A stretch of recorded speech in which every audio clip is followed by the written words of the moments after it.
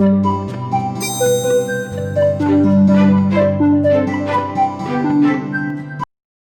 का स्वागत है आपका ऑनलाइन क्लास के अंदर। और अभी हम लोग जो है चैप्टर समाप्त कर चुके हैं, डाइजेशन एंड एब्जॉर्प्शन। इसके बाद कौन सा चैप्टर शुरू करना चाहते हो, बताइए जरा।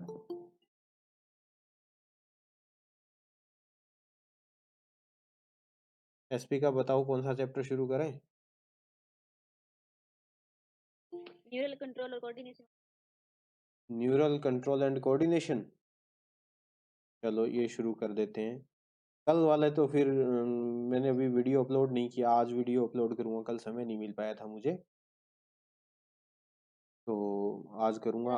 हाँ बोलिए। सर वो मैं वीडियो के लिए कह रही थी। हाँ हाँ, वीडियो मैं यही कह रहा था कि कल मैं अपलोड नहीं कर पाया, थोड़ा समय नहीं मिला, आज अपलोड कर दूंगा, तो उसको आप देख लेना। और ठीक है सर। बाकी आपने पढ़ा भी है क्या चैप्टर खुद ने? सर उसका आई तक। अच्छा, न्यूरल कोऑर्डिनेशन क्या? हाँ ठीक है, कोई नहीं बेटा, उसको आगे वो शुरू कर लेंगे। आज इसी चैप्टर के थोड़े क्वेश्चन आंसर्स डिस्कस करेंगे। बलविंदर। सर। हाँ बेटा, तुम्हें समझ में आ गया क्या पूरा चैप्टर? Yes sir. कहीं कोई दिक्कत नहीं? No sir. Ayushma, yes sir. पूरा समझ में आ गया आपको?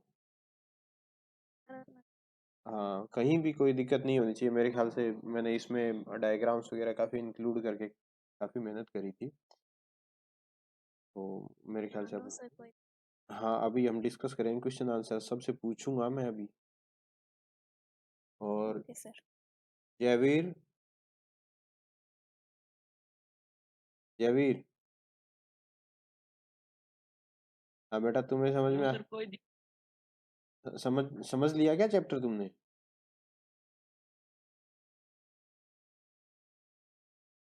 ये मनीष डूडी नाम से कौन जुड़ा हुआ है? अंकित है क्या? Yes sir. हाँ, तुम बेटा कल नहीं जुड़े थे? कल सर मैं सरसा चला गया था। तरसा किस लिए? दांत दिखाने। दांत तो मुझे ही दिखाए थे, यहाँ हम देख ही रहे थे ना दांत। कौन से में? बता, कौन से में दिक्कत थी तुम्हें? इंसीजर में थी कि मोलर में थी, प्री मोलर में थी, बता। सर। नहीं नहीं, मैं ये कह रहा हूँ तुम्हें कौन से दांत में दिक्कत थी? तो तुम्हारे दांतों में दिक्कत थी इसीलिए गया होगा। हाँ। हाँ, तो तुम्हारे कौन से दांत में दिक्कत थी? इंसीजर में थी, प्री मोलर में थी, मोलर में थी या कैनाइन में थी, बता। हैं? कलर में। मोलर में दिक्कत थी क्या? चलो अच्छी बात है, तुमने प्रैक्टिकली किया। चलो चलो शुरू करते हैं। मैं कुछ क्वेश्चंस हैं वो डिस्कस करने जा रहा हूँ। इसके बाद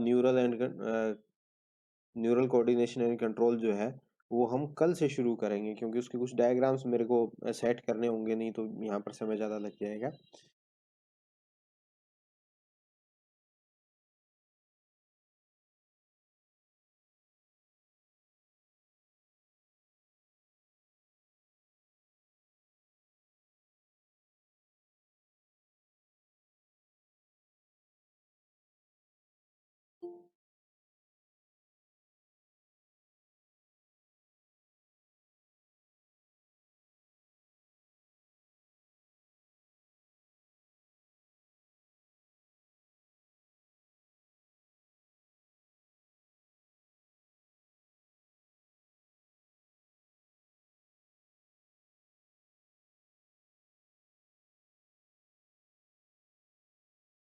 देखिए इसके क्वेश्चंस हैं।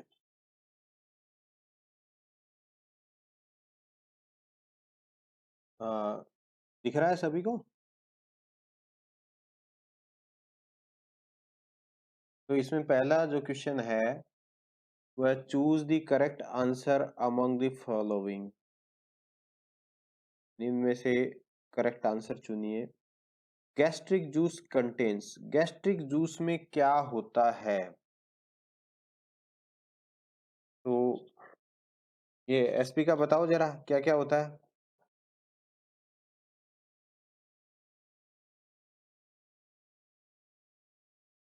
पेप्सिन हाँ और रेनिन।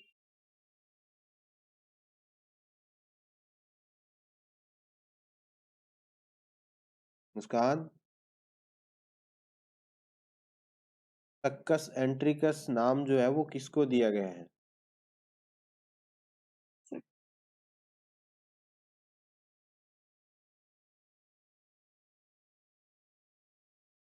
नहीं नहीं पता? हेलो हाँ, सर।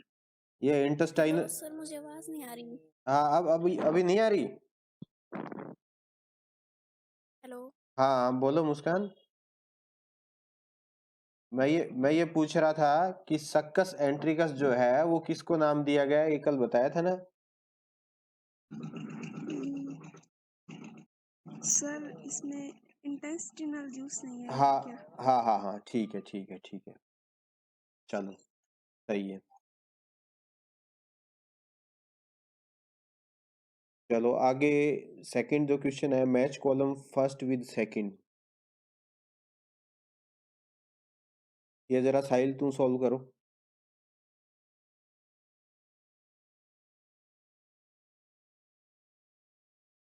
सर ये बिलीरुबिन और जो बिलीवर्डिन जो होता है ना, हाँ, ये बाइल जूस से में पाया जाता है। ये बिलीरुबिन और बिलीवर्डिन क्या होता है, जरा ये बताओ।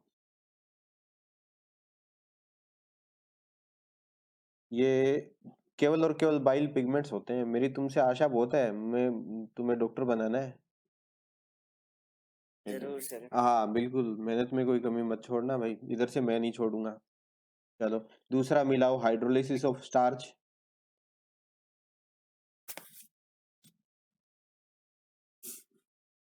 हाइड्रोलिसिस ऑफ स्टार्च किसके साथ में?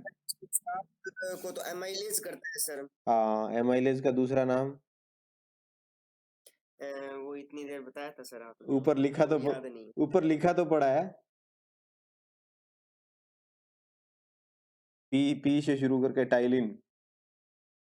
ठीक है हाँ ये सर। ठीक है। Digestion of fat?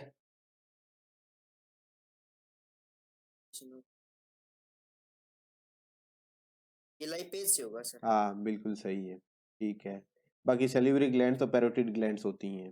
हाँ ठीक ये ठीक सर। है। डाइजेशन ऑफ फैट में क्या होता है, जो पूरा जो ट्राइग्लिसराइड है? इमल्सिफिकेशन करते हैं। ना ना, इमल्सिफिकेशन तो केवल जो ये बाइल जूस है ना वो करता है।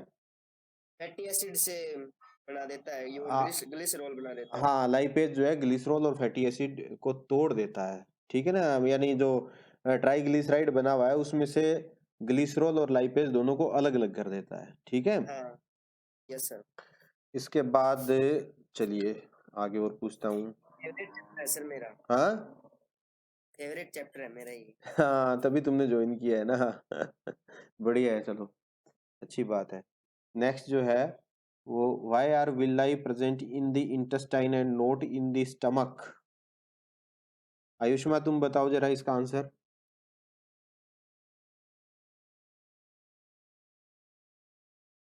इंटेस्टाइन में विल्लाई क्यों प्रेजेंट होते हैं और स्टमक में क्यों नहीं होते?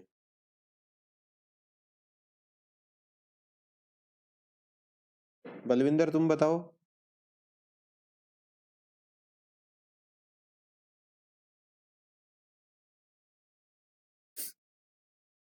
कह रहे थे ना समझ में आ गया चैप्टर। मैं बताऊं सर? ना ना, तेरे को साहिल तुझे नहीं बताना है। बलविंदर, बलविंदर से बात कर रहा हूँ। बलविंदर तुम बता कि विल्लाई जो है वो इंटेस्टाइन में क्यों प्रेजेंट होते हैं और स्टमक में क्यों नहीं होते? विलाई तो स्मॉल इंटेस्टाइन में प्रेजेंट होती है सर। हाँ, क्यों वहीं क्यों होते हैं, स्टमक में क्यों नहीं होते?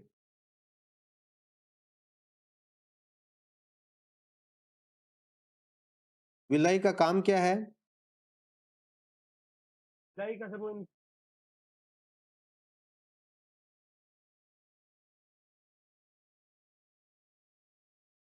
बताओ जरा। विलाई तो मोड इंक्रीज करती सरफेस एरिया को। हाँ, सरफेस एरिया को अच्छा, सरफेस एरिया को इंक्रीज करने की क्यों जरूरत पड़ी? इंक्रीज कर सकती नेटवर्क कैपिलरीज करता है लार्जली। हाँ नहीं नहीं ठीक है, वहाँ नेटवर्क कैपिलरीज का नेटवर्क है, सारी चीजें हैं, लेकिन उनको एरिया विलाई बनाने की जरूरत क्यों पड़ी, ये बता। तो ठीक है, नॉलेज तेरा ठीक है, लेकिन आगे तू उसको ज्वाइन नहीं कर पा रहा है। साहिल बता जरा। सर ये सरफेस ज्यादा एब्जॉर्प्शन होने के लिए ज्यादा सरफेस एरिया की जरूरत पड़ती है, इसलिए विलाई विलाई प्रेजेंस होती है इंटेस्टाइन के अंदर। देखिए इसका सही जवाब ये होगा कि इंटेस्टाइन के अंदर एब्जॉर्प्शन होना होता है मेनली, ठीक है ना। Yes sir. तो एब्जॉर्प्शन के लिए सरफेस एरिया की ज्यादा जरूरत पड़ेगी, इसीलिए इंटेस्टाइन के अंदर विलाई होते हैं, जबकि स्टमक में तो अभी पाचन शुरू ही हुआ है, ठीक है, वहां जरूरत यस नहीं, सर। वहां एब्जॉर्प्शन की जरूरत नहीं है, इसलिए वहां पर विलाई प्रेजेंट नहीं होते। थोड़ा मोटा ही होता है सर वाटर का और ड्रग्स का। हाँ हाँ थोड़ा बहुत होता है, वो मैंने एब्जॉर्प्शन वाले में दिया है, लेकिन बहुत ही माइन्यूट होता है, ठीक है, वो तो सामान्य। और जो बड़ी मात्रा में जो एब्जॉर्प्शन होता है वो स्मॉल इंटेस्टाइन में होता है, जहां विलाई बहुत ज्यादा मात्रा में होता है, ठीक है ना। Yes sir. तो इसीलिए जहां एब्जॉर्प्शन होगा वहां ज्यादा सरफेस एरिया की जरूरत पड़ेगी, और ज्यादा सरफेस एरिया के लिए ज्यादा विलाई होंगे, और वो कहाँ है, इंटेस्टाइन में और स्टमक में सर एब्जॉर्प्शन की आवश्यकता नहीं है, ठीक है। ये आगे वाला और बता जरा। How does pepsinogen change into its active form. Sir हाँ डाई को हिंदी में दीर्घक्रम कहते हाँ हाँ वही बिल्कुल। ये जरा, ये आप देखोगे पीछे एक, ये देखिए पेप्सी, पेप्सिन को पेप्सिनोजन। मुझे बताना है क्या सर ये? हाँ तू बता। ये HCl से होता है सर, ये हम्म स्टमक के अंदर गास्ट्रिक जूस के अंदर पाया जाता है। अच्छा, एक ये बात सारे लोग ध्यान से सुन लो, जिसमें नोजन लगा है, पेप्सिनोजन, काइमोट्रिप्सिनोजन, ट्रिप्सिनोजन, तो इसका मतलब वो इनएक्टिव फॉर्म है। एक्टिव फॉर्म के पेप्सिनोजन से एक्टिव फॉर्म बनेगी, वो पेप्सिन बनेगी, ठीक है। अच्छा। सर ऐसा नहीं है, कैसा है। एक्टिव फॉर्म तो नोजन होती है, ट्रिप्सिनोजन, पेप्सिनोजन। जो ना पेप्सिन है वो एक्टिव फॉर्म नहीं है, इनएक्टिव है। अभी रुको रुको रुको, तुम्हारा अगर कोई तुम्हारा कंफ्यूजन है या मेरा है, वो क्लियर हो जाएगा। जैसे पेप्सिन एंजाइम होता है, वो HCl की प्रेजेंस में पेप्सिनोजन बन जाता है और फिर वो एंजाइम का काम करता है। ना ऐसा नहीं है। जैसे ट्रिप्सिनोजन रहा सर, हाँ ट्रिप्सिनोजन है वो ट्रिप्सिन एंजाइम से एक्टिवेट होकर के। देखो जरा, मैं तुम्हारे सामने बिल्कुल स्पष्ट कर रहा हूँ, अभी इंटेस्टाइनल जूस देख रहे हैं हम, दिख रहा है ना तुम्हें। हाँ जी दिख रहा है। ये जरा इसको मैं थोड़ा सा, मैं कोशिश कर रहा हूँ कि ये हो जाए, वो जूम हो जाए।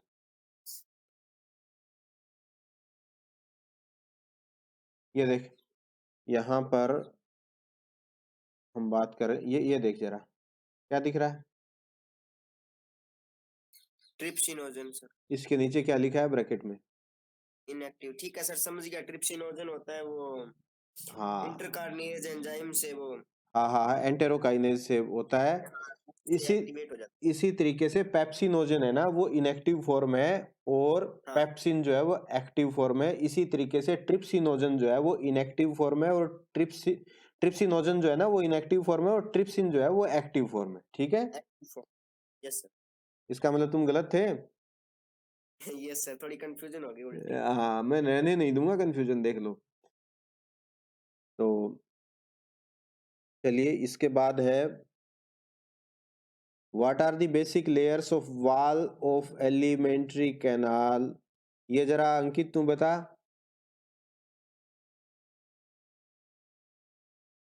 अंकित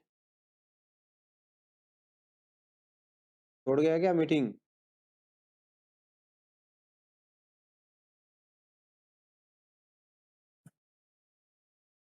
अभी बात करता हूँ मैं।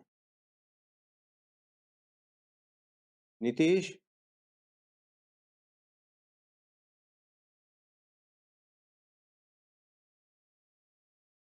हाँ, अंकित तेरे से कोई क्वेश्चन पूछा था, कहाँ था इतनी देर।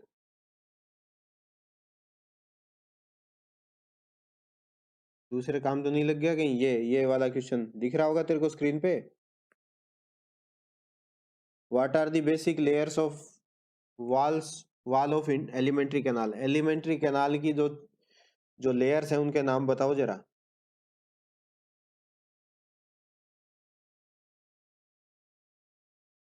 किताब खोल ली तूने? बता, चल किताब में देख के ही बता दे।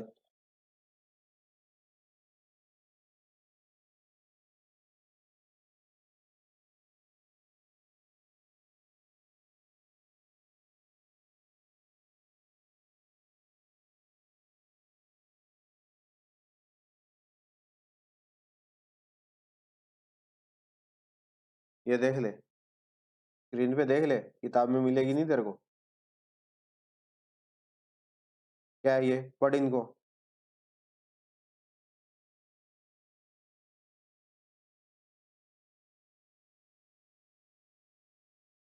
ये क्या है?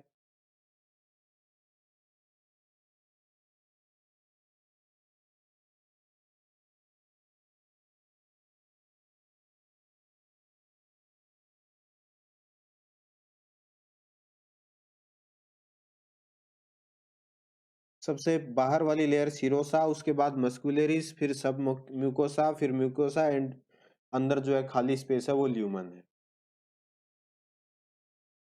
इतना तो याद रहना चाहिए था। अब ये आता है, how does bile helps in the digestion of fats? Bile कैसे हेल्प करता है? कौन बताएगा जरा, अपनी मर्जी से बताओ। मैं बताऊंगा सर। हाँ बता बता बता।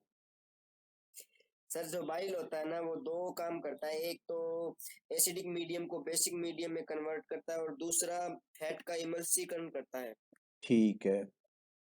वो उसके जो फैट को छोटे छोटे टुकड़ों में तोड़ देता है, जिससे एंजाइम्स आगे उसको आसानी से कन्वर्ट कर सकते हैं।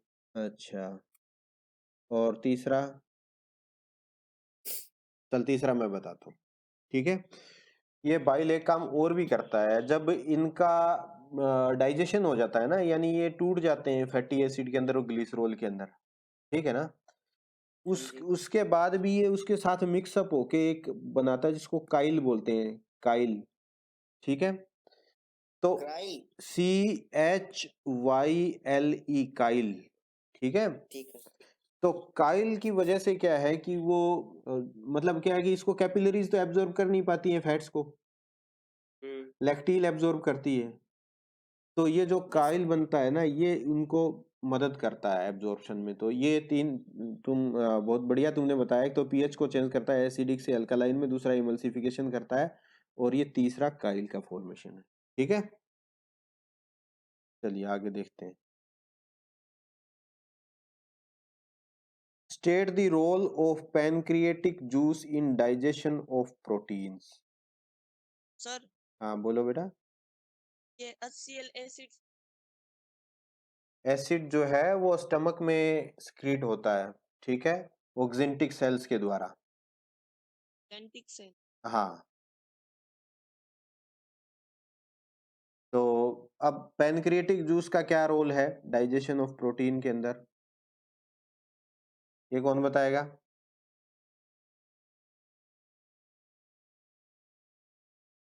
मैं बताता हूँ। हाँ बताओ योगेश। पैनक्रियाटिक एक लाइपेज, एक लाइपेज फैट को डाइजेस्ट, इनको डाइजेस्ट। हाँ चलो ठीक है, कुछ और एंजाइम्स भी करता है मेरे ख्याल से वो। ये देखो जरा पैनक्रिएटिक जूस के अंदर देखिए, हमने लिखा है ना यहाँ पैनक्रिएटिक जूस, देखिए पैनक्रिएटिक जूस के अंदर एमाइलेज भी है, ट्रिप्सिन भी है, काइमोट्रिप्सिन भी है, और अब हमें क्या है, प्रोटीन्स की बात कर रहे हैं ना सिर्फ हम, तो प्रोटीन की बात कर रहे हैं, तो ट्रिप्सिन और काइमोट्रिप्सिन जो है वो इसके हैं। तो आपने बिल्कुल अच्छा बताया, बहुत बढ़िया, वेरी गुड। तो काइमोट्रिप्सिन भी आप उसके अंदर इंक्लूड कर लें अपने जवाब के अंदर। चलो बहुत अच्छा। नेक्स्ट हम बात करते हैं, describe the process of digestion of protein in stomach.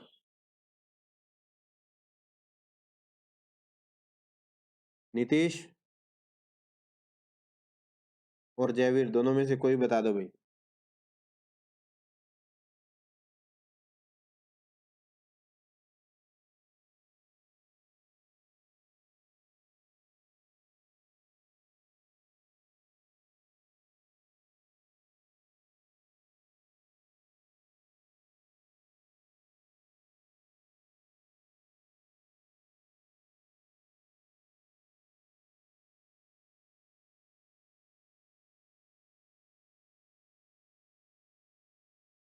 मुझे लगता है दोनों इनएक्टिव हो गए हैं ये। जयवीर नोजन हो गया है ये।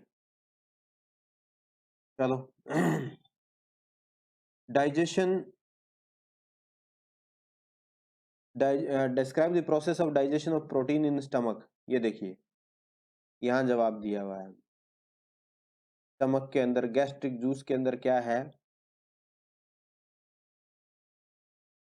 ये मिल्क का खास तौर से वहां पर पाचन शुरू हो जाता है। ठीक है, इसके बाद देखिए give the dental formula of human being. Sir renin सिर्फ बच्चों में होता है क्या? उसमें ज्यादा मात्रा में होता है, ज्यादा मात्रा में, क्योंकि वो हमारे अंदर भी होता है। हाँ कम होता है। वो क्या है, तो ये बात उसमें आपकी किताब में लिखी हुई है। ये सर वो हम जो दूध पीते हैं फिर वो कोई दूसरे एंजाइम से पाचित होता है। हाँ वो आगे चलता है ना उसमें, ये उसमें क्या है, मेनली कैजीन प्रोटीन होता है। ठीक है, तो वो आगे प्रोसेस बताया हुआ है ना, आप देखिएगा उसमें मैंने जो टेबल दी हुई है उसमें आपको समझ में आ जाएगा। Give the dental formula of human being कितना है, 21-23। 21-23।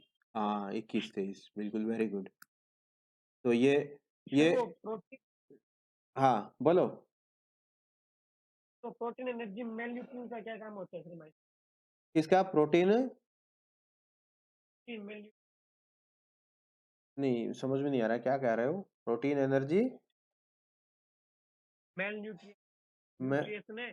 मेल न्यूट्रिशन होता है। मेल न्यूट्रिशन का मतलब पोषक तत्वों की कमी। मेल न्यूट्रिशन का मतलब ये होता है। प्रोटीन मेल न्यूट्रिशन, इसका मतलब something having the deficiency of protein, मतलब उसको प्रोटीन की कमी है उसके शरीर में, ये है प्रोटीन मेल न्यूट्रिशन, ये है बेटा।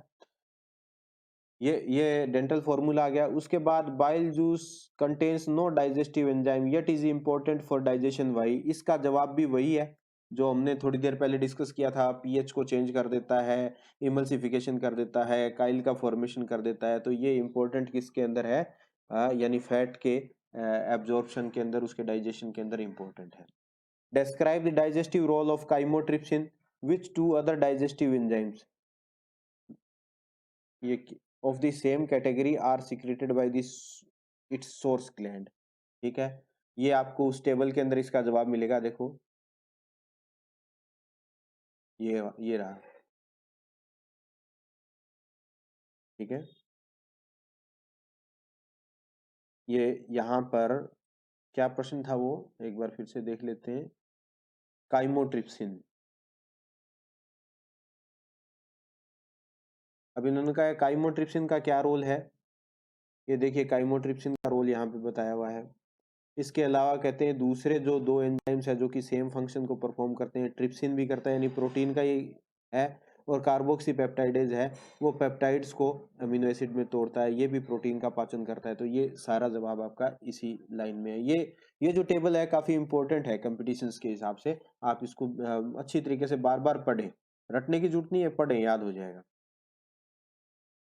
इसके बाद है how are polysaccharides and disaccharides digested.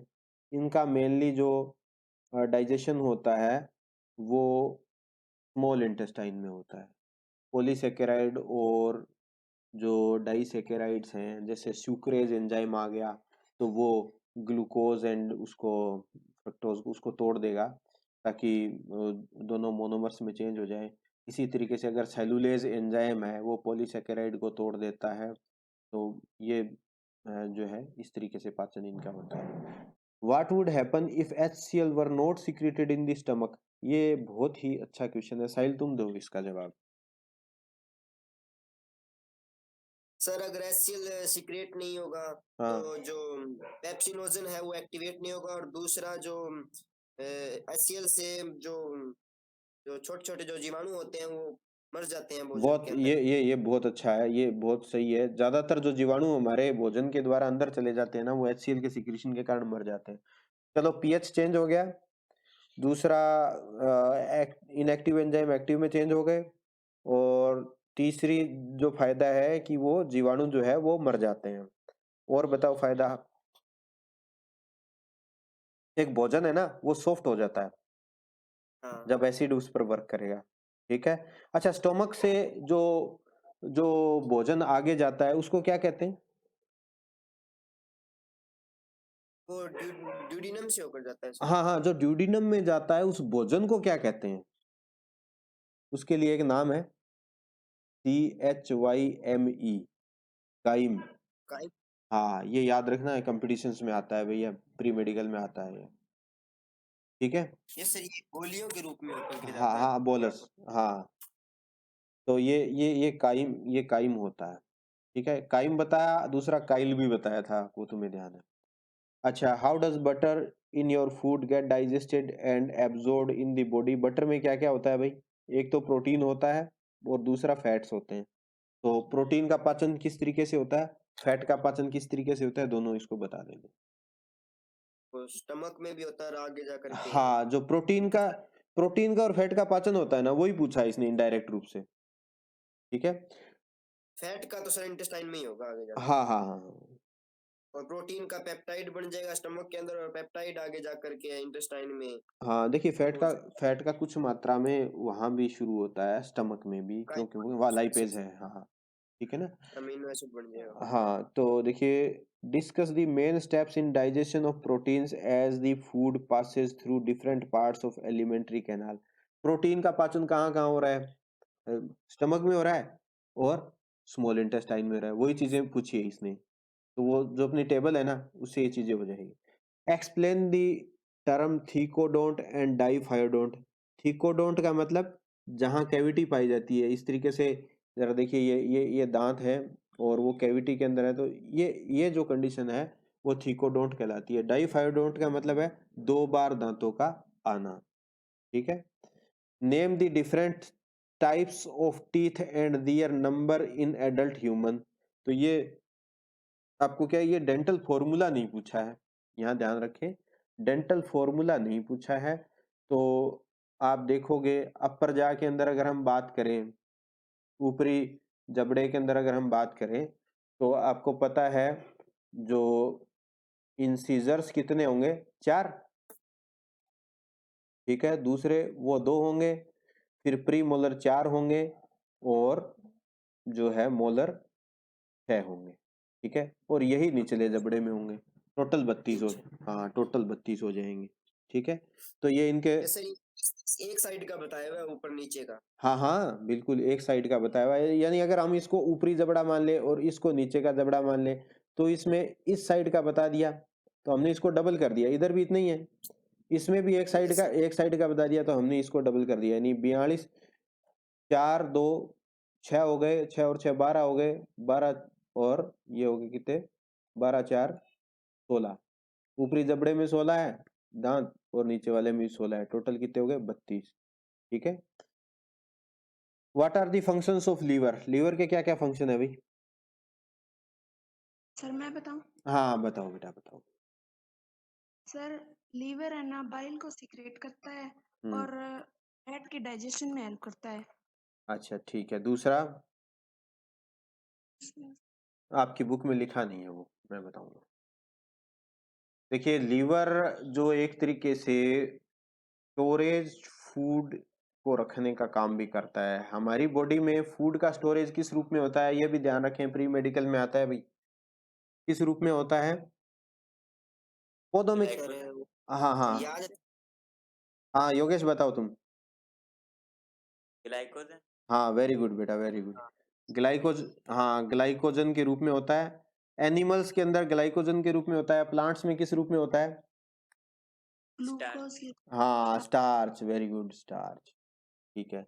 तो ग्लाइकोजन का जो सबसे बड़ा जो रिजर्वोयर है वो लीवर ही है, ठीक है।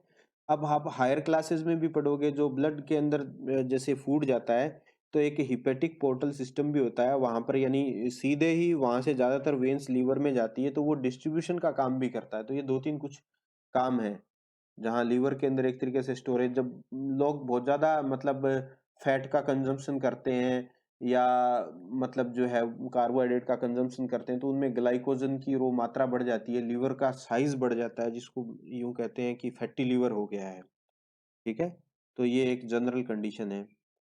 तो मेरे ख्याल से क्वेश्चन आंसर्स में किसी को कोई दिक्कत नहीं है, सारे चैप्टर में भी मेरे ख्याल से किसी को कोई दिक्कत नहीं होगी। बाकी इसकी जो रिकॉर्डिंग है वो मैं शेयर कर दूंगा आप लोगों के साथ। तो मेरे ख्याल से काफ़ी अच्छा अपना डिस्कशन हो गया है।